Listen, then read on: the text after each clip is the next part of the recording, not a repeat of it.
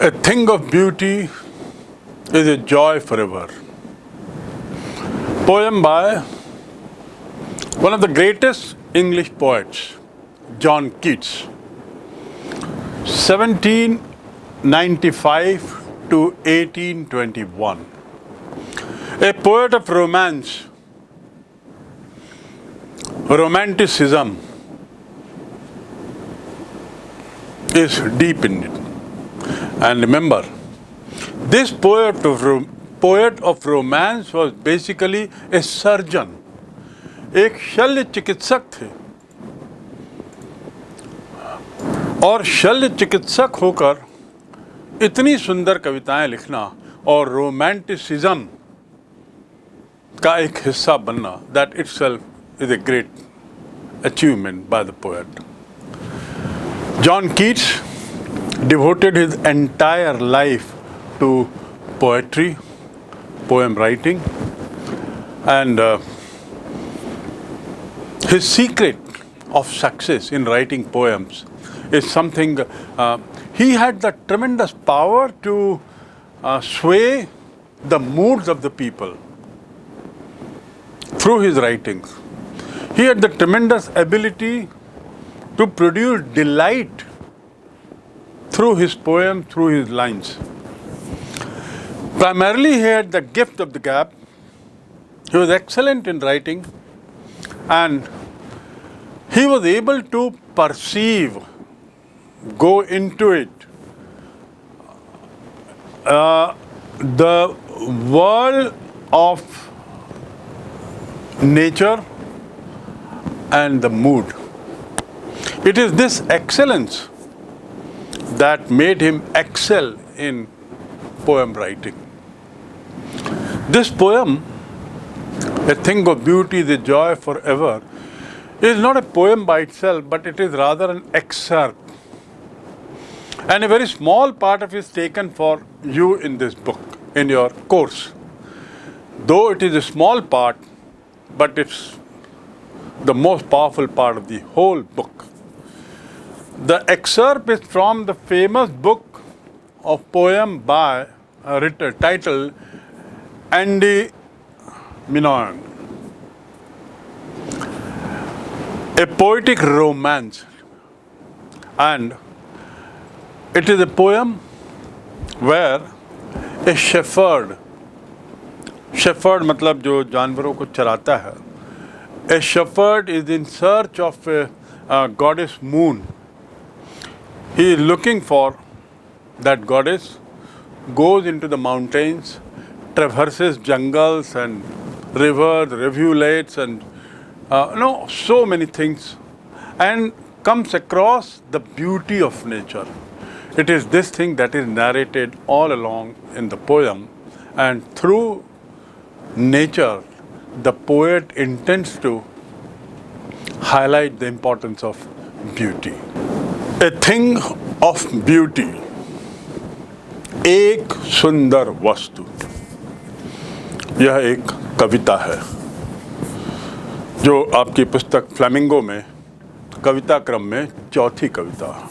A poem from your book Flamingo, class 12. The title is A Thing of Beauty by John Keats. About John Keats, I have already told you the kind of poet that he was. And this poem of John Keats is one of the best ever poems considered in English literature. It's being read all across the globe, and it has earned very high reputation. As the title shows, the poem is about beauty. सुंदरता को लेकर ये कविता लिखी गई है, और इस कविता के आकार को देखकर आप लगेगा इतनी छोटी कविता और इतना ज़्यादा बखान. Yes, after all, somebody has said that brevity is the soul of wit. संक्षिप्त में कही गई बात सबसे ज़्यादा प्रभाव छोड़ती है। And that is what is about this poem. Very short poem, very simple poem, hardly any difficult words and yet extremely powerful to the human mind। जैसा कि शीर्षक से दिख रहा है, ये कविता सुंदरता को लेकर है और कवि इस कविता में सुंदरता को लेकर क्या कह रहा है, इसको पढ़ने के बाद आप समझ जाएंगे कि how important is beauty in our life, how one can perceive beauty in everything that's around us and make life richer, happier, and much more satisfying. So let's see what the poem is all about. I'll do para-wise, divided into broadly 4 paragraphs. Translate them into Hindi side by side, along with picking up the difficult words that come across in this poem and giving its meanings and different uses.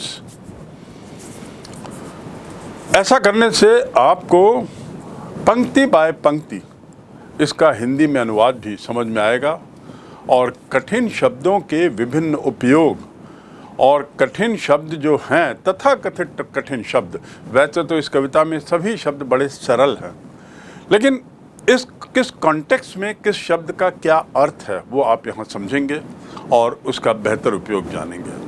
तो here we start, एक सुंदर वस्तु।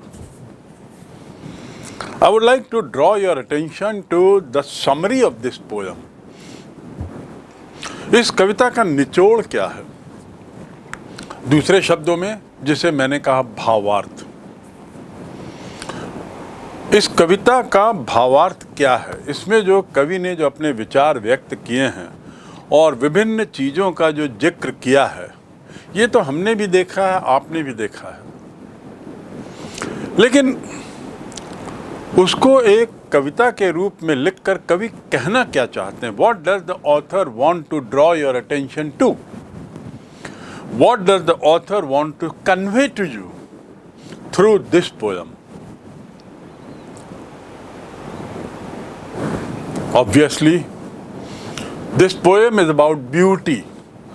So one thing is very clear. This poem is aimed at speaking about beauty. Second, as I have been saying repeatedly, this poem is there that speaks of beauty. About beauty end of beauty दोनों में अंतर है, सुंदरता के बारे में और सुंदरता की। सुंदर चीजों की सुंदरता क्या है, this poem tells you. Third, the author also wants to highlight the importance of nature. प्रकृति की ओर आपका ध्यान खींचना चाहती है। ईश्वर ने, the God has gifted us with such beautiful world. ईश्वर ने हमें बड़ी सुंदर दुनिया दी है and it has come like pouring of immortal liquid, immortal जिसे कहेंगे अमृत, something that's never ending. We are fortunate to be a part of this world. The fourth thing that the author wants to say is that it all means that enjoy nature. Enjoy the beauty of nature. Be a part of the nature. Be close to the nature.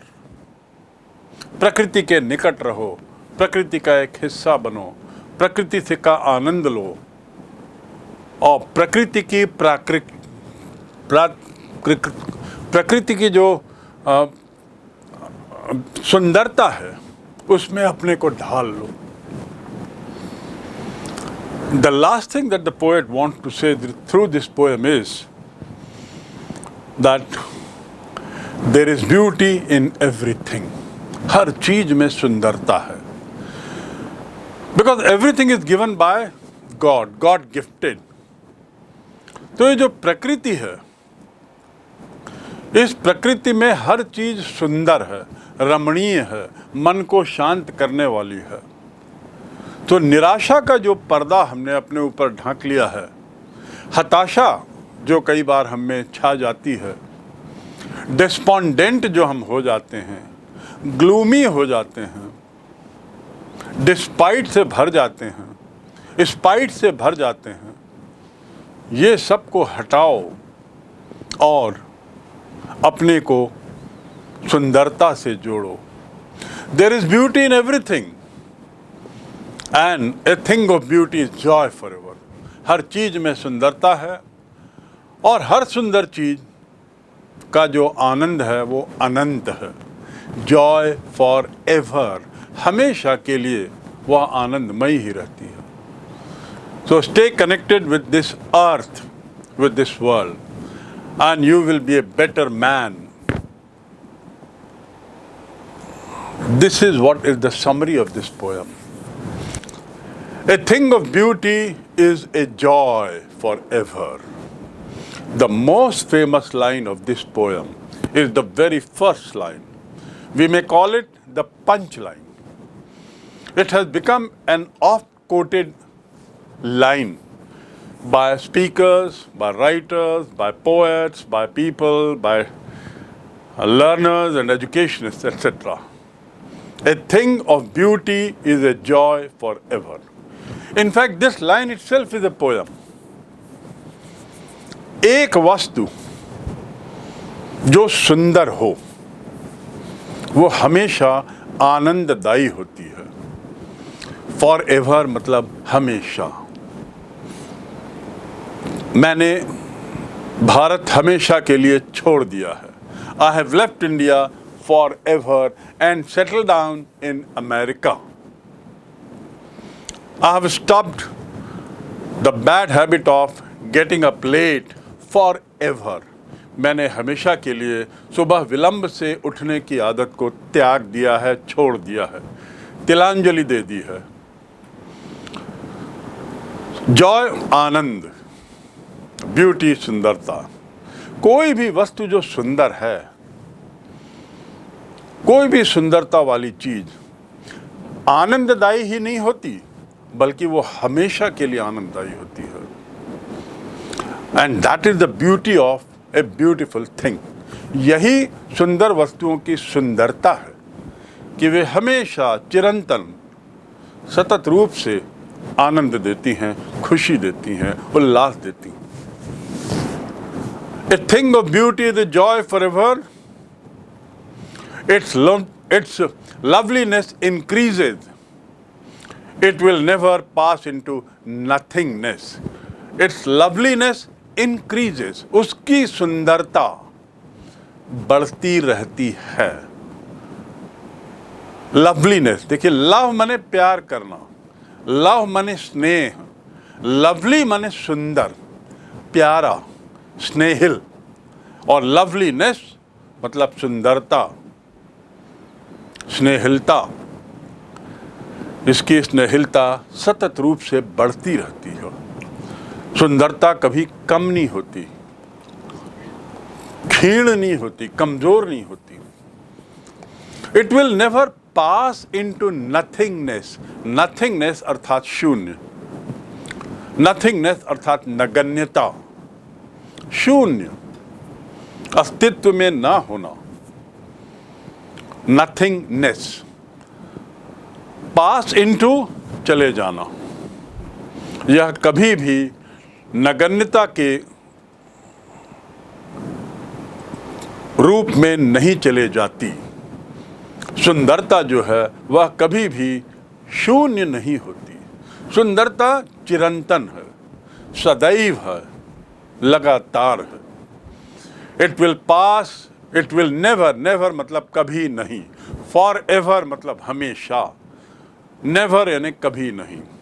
I never get up late in the morning, मैं कभी भी विलंब से सुबह नहीं उठता।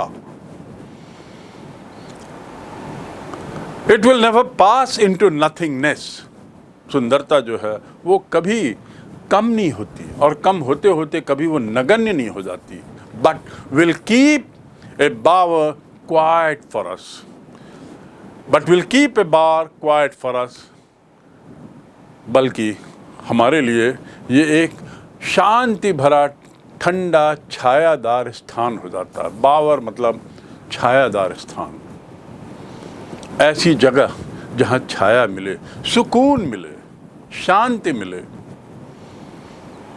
सुंदरता जो है वो हमें सुकून देती है, शांति देती है, लेकिन but will keep bower quiet for us. Quiet मैंने दूसरे अध्याय में बताया है शांत, चुप, लेकिन यह एक शांत भरे ठंडे छायादार स्थान, and A sleep full of sweet dreams, और सपनों वाली नींद। जब नींद आती है, अच्छी नींद आती हो तो अच्छे सपने आते हैं। तो सुंदरता जो है वो एक शांतमय ठंडा छायादार स्थल, मीठे सपनों वाली नींद, sweet dreams, and health and quite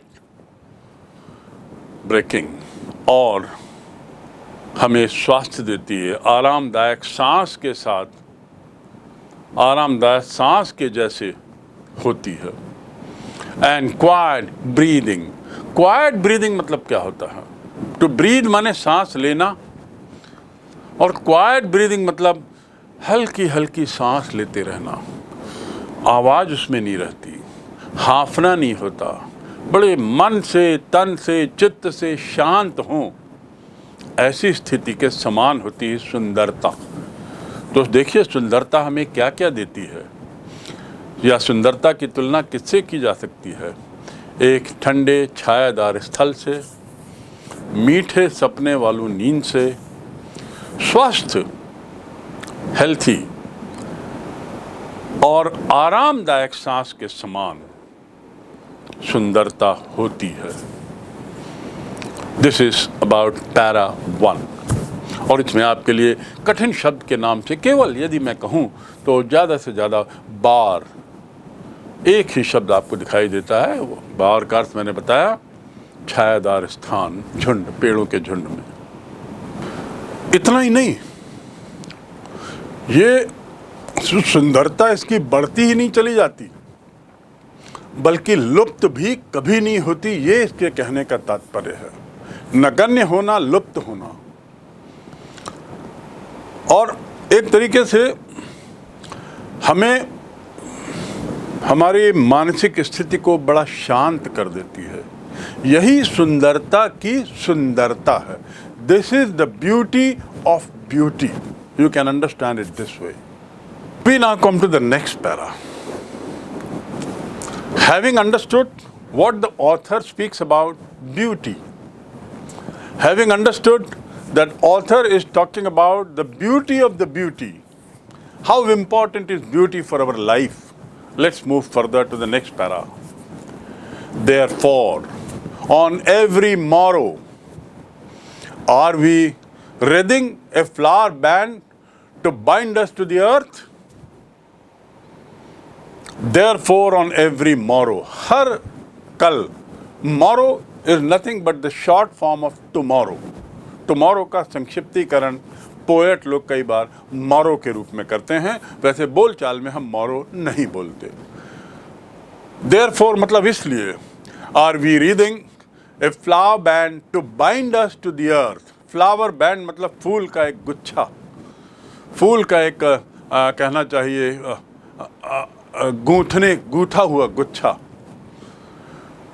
इसीलिए हर सुबह, ऑन एवरी मॉरो, इसीलिए हर सुबह हम अपने को पृथ्वी से बांधे रखने के लिए कुछ करते हैं। हम अपने को जमीन से जुड़े रखने के लिए कुछ करते हैं। और क्या करते हैं? हम फूलों वाला कमरबंद, हम फूलों के बंधन को गूंथते हैं और उससे अपने को धरती से बांध लेते हैं। ये एक व्याख्या है। धरती से बांधना, फूलों से गूंथना, इसका अर्थ ये है कि हम अपने को धरती से जोड़ के रखते हैं, उसकी सुंदरता से जोड़ के रखते हैं। फूलों से तात्पर्य उसकी विश्व की सुंदरता से की ओर इशारा है कवि का। ए फ्लावर, ए फ्लावरी, फूलों जैसा, फ्लावरी मतलब फूलों जैसा, band to bind us, to bind मतलब बांधना, बैंड मतलब गूथा हुआ, जो भी रिस्ट बैंड बोलते हैं, वायर बैंड बोलते हैं, तो बैंड मतलब बंधन। तो फूलों का बंधन, उससे हम अपने को धरती से जोड़ के रखते हैं। फूलों की सुंदरता हमें अपने को धरती से संबंधित बनाए रखती है। स्पाइट ऑफ डिस्पोंडेंस, स्पाइट मतलब क्या होता है? घृणा। स्पाइट मतलब द्वेष, घृणा। डिस्पोंडेंस अर्थात निराशा। Why are you looking so despondent, तुम इतने निराश क्यों दिख रहे हो? और don't say all this with spite, घृणा, नफरत, ईर्ष्या के साथ, द्वेष के साथ ये मत बोलो। स्पाइट बहुत तेज घृणा, तीव्रता रहती है उसके घृणा में, उसे कहते हैं स्पाइट। स्पाइट ऑफ डिस्पोंडेंस, निराशा और घृणा, of inhuman dearth of Nobel nature, inhuman अमानवीय, ह्यूमन मतलब मानवीय, इनह्यूमन मतलब अमानवीय, डर्थ माने कमी। There is a dearth of good young people who can work hard. आज युवा, ऐसे युवाओं की कमी है जो कठिन श्रम कर सकें। There is a dearth of people, shortage of people. There is a dearth of good English speaking people in this area. अच्छी अंग्रेजी बोलने वालों की इस क्षेत्र में कमी है। तो ये हुआ dearth. So what is the dearth here? Dearth of the inhuman dearth of noble nature. Noble, देखिए noble की स्पेलिंग देखिए। noble मतलब बहुत उच्च श्रेणी का, नेक। You are very noble hearted person. आप बहुत नेक दिल वाले इंसान हो। He is a noble man. Spelling is NOBLE। और एक होता है नोबेल प्राइज, नोबेल पुरस्कार, विश्व का सबसे बड़ा पुरस्कार, पैसे की सबसे ज़्यादा पैसा उस पुरस्कार में मिलता है, उसे कहते हैं नोबेल पुरस्कार, जो एक व्यक्ति के नाम से है, सर अल्फ्रेड नोबेल, और उसकी स्पेलिंग है NOBEL। तो आपको स्पष्ट याद रखना चाहिए कि नोबल मतलब नेक, नोबल मतलब उच्च श्रेणी का, और नोबेल एक व्यक्ति का नाम जिसके नाम से पुरस्कार है।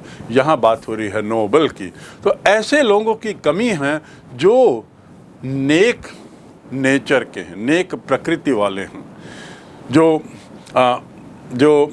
मानवीय हैं।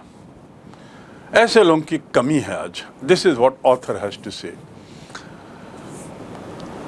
ऑफ ग्लूमी डेज, ग्लूमी मतलब अंधकार में, अंधकार में, अंधकार में दिन।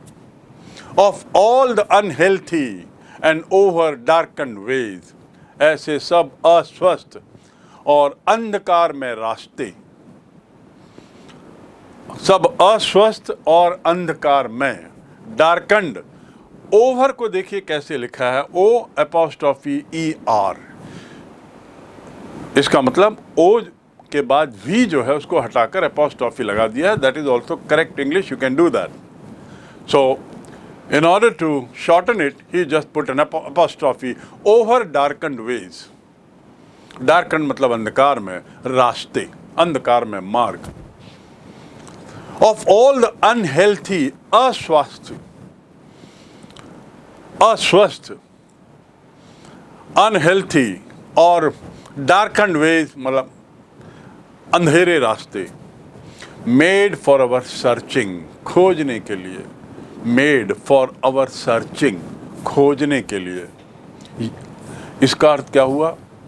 इसीलिए प्रत्येक सुबह हम अपने को पृथ्वी से बांधे रखने के लिए, पृथ्वी से जुड़े रखने के लिए फूलों वाला कमरबंद चुनते हैं, फूलों वाले कमरबंद का उपयोग करते हैं, उसे गूंथते हैं। निराशाजनक, द्वेष, मानवीय मूल्यों की कमी, उदासी के दिनों की ये सब अस्वस्थ और अति अशुभ अंधकार में रास्ते की खोज हम करते रहते हैं। ये निराशा वाली पंक्ति है। इस पैराग्राफ में बिल्कुल उल्टा कहा गया है जो पहले पैराग्राफ में कहा है। पहले पैराग्राफ में, पहले अनुच्छेद में कवि ने सुंदरता का बखान किया है, उसकी महत्ता को बताया है, और दूसरे में वो बताता है कि एक ओर जहाँ सुंदरता है वहीं दूसरी ओर मानव मन में ये सब बातें भरी हुई है। निराशा है, अंधकार है, अस्वस्थ माहौल है और रास्ते में भटक गया है, खोज रहा है वो अपने। तो उसको लेके कहना है कवि का कि इन सब की कमी है और रास्ते भटक गए हैं, खोजते रहते हैं, लेकिन इसके बावजूद, हाँ, इन सब के बावजूद कोई सुंदरता का रूप हमारी उदास अंतरात्माओं से नीरसता का आवरण उतार लेता है। This is what he is saying. ये सब बोलने के बाद वो कहते हैं यस, हाँ, इन spite of all, in spite of मतलब के बावजूद। पहला एक शब्द था स्पाइट, केवल स्पाइट, तो स्पाइट मतलब द्वेष। इन स्पाइट ऑफ मतलब के बावजूद, इन प्लेस ऑफ के बदले में। तो यहां है इन spite of, in spite of all, ये सब बुराइयों के बावजूद। कवि ने शुरू में बुराइयां गिराई, gloomy days, dearth of noble souls, despondence, spite, darkness everywhere, and then he says, लेकिन, yes, लेकिन हाँ, इन सब के बावजूद some shape of beauty moves away, some shape of beauty, कोई सुंदर आकार, कोई सुंदरता का रूप हमारी उदासी को दूर कर देता है। moves away, क्या चीज को दूर कर देता है? हमारी उदासी के आवरण को। पैल फ्रॉम आवर डार्क स्पिरिट, पैल माने आवरण, पैल माने चादर, पर्दा। जो इन सब चीज़ों में, इन जो निराशाजनक चीज़ें हैं, जो ग्लूमी हैं, जिसमें डर्थ है, कमी है, अनहेल्थी हैं, इन बुराइयों को सुंदरता का कोई रूप, सुंदरता का कोई पहलू इन सब बुराइयों को आवरण से ढक देता है, और निराशा की जो भावना है, हमारे उदास अंतरात्माओं के अंदर की जो नीरसता है, उसको दूर कर देता है, उससे उस आवरण को उतार देता है। So this is a very important line again. First paragraph about the poem beauty. What is beauty? In second paragraph, world is so much bad, but the author is very optimistic. जो कवि है वो बहुत आशावादी है। वो कहता है इन सब कमियों के बावजूद, yes, in spite of all, the pal comes and some kind of beauty moves away the pall from our dark spirit. हमें निराशा का जो आवरण है, नीरसता का जो आवरण है, उसे उतार देता है। कौन उतार देता है? कोई सुंदर वस्तु, कोई सुंदर विचार, कोई सुंदर भावना, कोई सुंदर दृश्य। यानी सुंदरता की अहमियत की ओर इशारा कर रहा है कवि यहाँ पर, राइट। स्पिरिट्स मतलब आप जानते हैं, स्पिरिट मतलब आत्मा, अंतरात्मा, स्पिरिट। और एक स्पिरिट आप केमिस्ट्री में उपयोग करते हैं, और यहाँ पे भी स्पिरिट है। वो स्पिरिट का मतलब है अंतरात्मा। अंतरात्मा से निरस्ता की जो चादर है, उदासी की जो चादर है, निराशा की जो चादर है, हताशा की जो चादर है, जीवन से हताशा की, उसको हटा देती है कोई भी सुंदर वस्तु, कोई भी सुंदरता, कोई भी ऐसी चीज जिसमें सुंदरता हो। कुछ शब्द हैं जिसके अर्थ जानने जरूरी हैं। मैंने वैसे बताया है, but here again let me tell you. Wreathing मतलब गुथा हुआ। आपने देखा होगा, हम फ्लावर रेथ किसी मृत व्यक्ति के शरीर के सामने रखते हैं, उसे कहते हैं flower wreath, WREATH। And to wreath माने, उच्चारण देख लीजिए, टू रिद, जब वो क्रिया होती है तो रिद, रिद माने गूंथना, और रेथ माने फ्लावर का गुच्छा जो गोलाकार रूप में सामान्यतया रहता है, उसको हम जब किसी मृतात्मा के पैर या छाती के ऊपर, सिर के ऊपर रखते हैं तो फ्लावर रेथ कहलाता है। बाइंड यानी बांधना, bind, bound, bound. Don't bind me with your time table, अपने समय सारणी में मुझे मत बांधो भाई। Let me B free. कोई कहता है मैं वहाँ 5 बजे पहुँच रहा हूँ, तुम 5:05 में आ जाना। मैं कहता हूँ sorry, don't bind me with your time table. बांधना, और बाइंड मतलब सामान्य बांधना भी। Don't bind these books, bind it all together in one bundle, इन सबको एक बंडल में बांध दो। ग्लूमी माने निराशाजनक, उदास।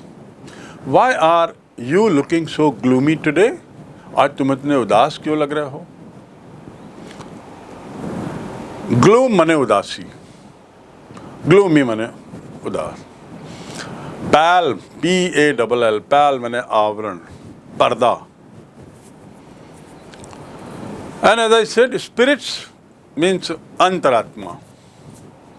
डार्कंड माने अंधकार, डार्क से बना है darkened. You have darkened the room, क्रिया बन गई है। Dark, darkened, darkened. To darken मतलब अंधेरा करना, to darken, darkened, darken. Have you darkened the room my dear friend, क्या तुमने कमरे में अंधेरा कर दिया है। So that we can start our photographic related work. पहले जो रील बनती थी फोटो की, आज से 20 साल 25 साल पहले तक, वो डार्क रूम में बनती थी। उसके लिए कमरा बिल्कुल अंधेरा किया जाता था, तब जाके फोटो उभरती थी, प्रिंट निकलता था। तो darken, have you darken the room. Inhuman मतलब अमानवीय। Hitler is famous for, Hitler is notorious for inhuman behaviour. अब देखिए, फेमस मतलब होता है प्रसिद्ध, और नटोरियस मतलब भी होता है प्रसिद्ध। लेकिन फेमस की प्रसिद्ध का अर्थ है अच्छी चीज के लिए, और नटोरियस की प्रसिद्धि का अर्थ है बुरी चीज के लिए। दाऊद जो डॉन है, he is not famous, he is notorious. अपराधी लोग फेमस नहीं होते, अपराधी लोग नटोरियस होते हैं, बदमाश। So Hitler is notorious for inhuman behaviour. और डर्थ मैंने बताया shortage, there is dearth of sugar in the market, there is dearth of sodium in his body, उसके शरीर में सोडियम की थोड़ी कमी है। So with this second para comes to an end, and now you can compare the first paragraph with the second. In spite of all, in spite of saying so many times you have come, मेरे बारंबार कहने के बावजूद भी तुम आए हो। So in spite of is a very very important word, और केवल spite का अर्थ होता है घृणा, ईर्ष्या, घृणा, नफरत, और in spite of को उपयोग करेंगे तो इसका अर्थ होगा के बावजूद। And such is the grandeur of dooms is the last paragraph of the poem. जिसमें वो महत्ता बताता है, वैभव बताता है, इमॉर्टैलिटी की बात करता है, प्रकृति के अनंत रूप, प्रकृति के फव्वारे होने की बात करता है। एक फव्वारा है प्रकृति, जहां से बस सुंदरता अमृत जैसी निकल रही है। And such is the grandeur of domes we have imagined for the mighty dead, all lovely tales that we have heard or read. An endless fountain of immortal drink. Endless मतलब अनंत, जिसका कोई अंत ना हो. Pouring onto us from heaven's brink. स्वर्ग के किनारे से, कहीं से मानो अमृत की धारा सतत रूप से हम पर गिराई जा रही हो. इसका मीनिंग क्या हुआ? सुंदरता सतत रूप से जहां विद्यमान है, अमर है, अनंत है.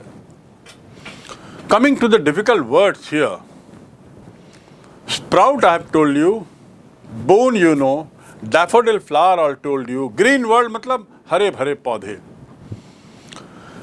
रिल्स मतलब छोटी छोटी जो सरिता होती है, जिसे हम सरिता बोलते हैं, पानी का छोटा छोटा झरना जिसे बोल दें, जो नदियों से निकलकर बड़े शांत तरीके से जो बहता रहता है, उसमें पानी जैसा का तेज बहाव नहीं रहता. कोहर्ट मतलब क्या होता है? कोहर्ट मतलब झाड़ियों का आश्रय. ये किस संबंध में यूज़ किया है ऑथर ने? शीप्स के लिए, जो झाड़ियों का आश्रय मिल जाता है. Sprouting old and young trees, झाड़ियों का आश्रय. ब्रेक मतलब झाड़ियाँ होता है, जंगली झाड़ियाँ, कांटेदार झाड़ियाँ. रिच मतलब क्या हुआ? यस, यहाँ पर देखिए रिच शब्द का जो उपयोग हुआ है, that is a very different meaning. Rich मतलब धनी होता है, और रिच का एक दूसरा अर्थ जो यहाँ है वह है शानदार. He has done, he is very rich in knowledge. इसका मतलब उसके पास ज्ञान का धन है. Your book is very rich in difficult words. तुम्हारी किताब जो है कठिन शब्दों से भरी हुई है, लदी हुई है.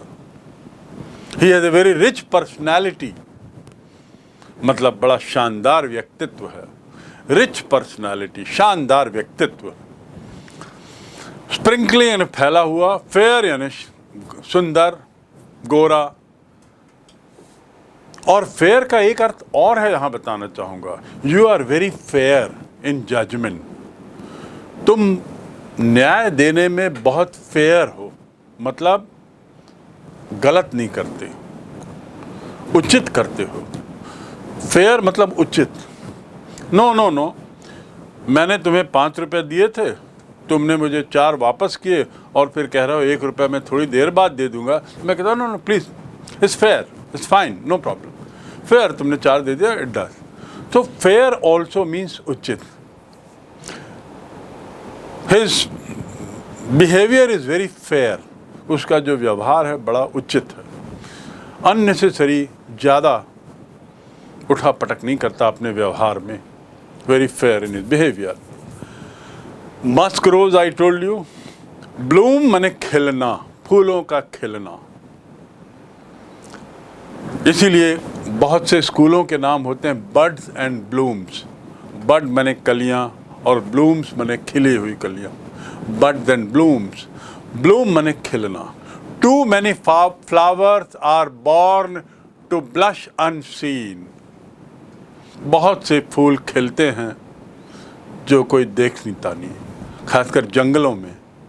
बहुत से सुंदर फूल जंगलों में अनदेखे ही समाप्त हो जाते हैं.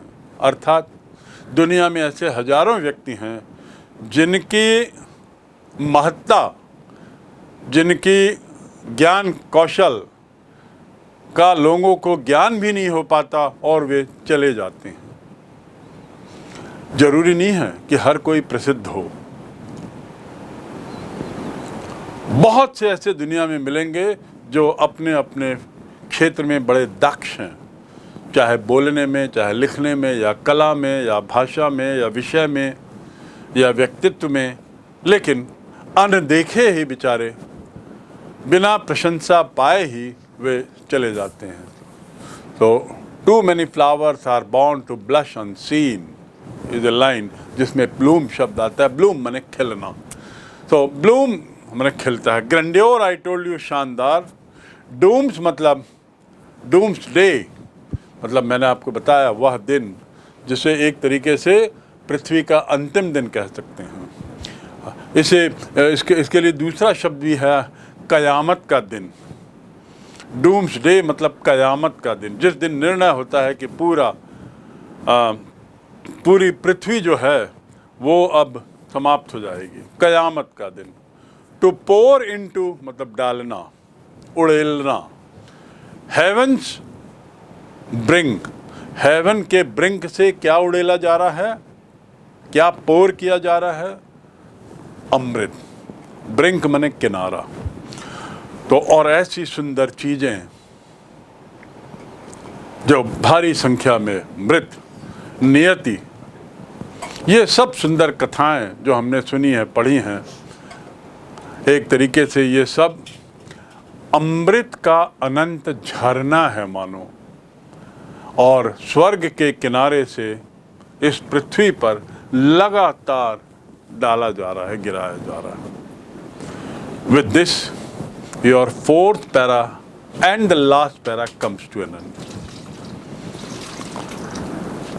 इस पूरी कविता का निष्कर्ष क्या निकला? आपने इस पूरी कविता से क्या समझा? दो अर्थ होते हैं, एक होता है शब्दार्थ और एक होता है भावार्थ। शब्दार्थ आपने निश्चित रूप से समझ लिया, क्योंकि शब्द ब शब्द आपको इसका अर्थ बताया गया। लेकिन ऐसी क्या खास बात है इस कविता में जिसने इस कविता को विश्व प्रसिद्ध कविता का दर्जा दिया है?